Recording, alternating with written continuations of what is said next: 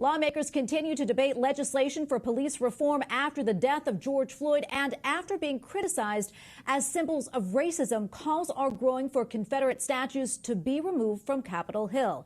Capitol Hill correspondent Erik Rosales reports. Eric? Well, Tracy, for years, African-American lawmakers have denounced the presence of statues honoring generals and others of the Confederacy. They are right here in the Capitol.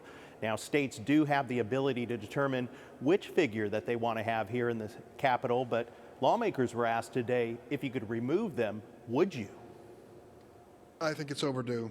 I think we realize across the United States that they are symbols of an institution of slavery which still plagues us today. We should remove the Confederate statues. It's absolutely ridiculous. Democratic senators say Confederate statues should go, but the push to also rename U.S. military bases honoring Confederates meets with resistance. We need to deal with our past. We need to deal with all of its implications, and those are difficult.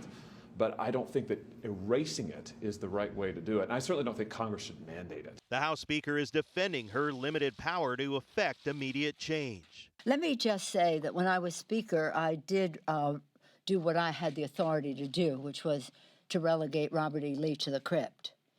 And I could move things around. I couldn't actually take them out.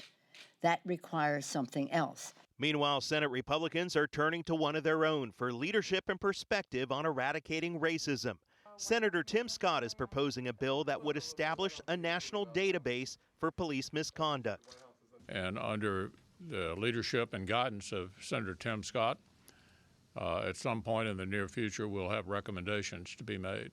Senator Lamar Alexander said Senator Tim Scott told the Senate Bible Study Group he'd been pulled over by police in Charleston, South Carolina multiple times for being black at the wrong place and the wrong time.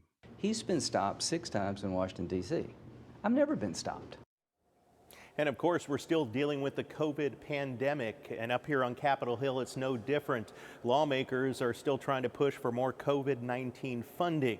And next week, Minority Leader Chuck Schumer has already asked the task force of COVID-19 to give them a briefing on the latest. Tracy? Okay, thank you, Eric. Correspondent Erik Rosales reporting from Capitol Hill tonight.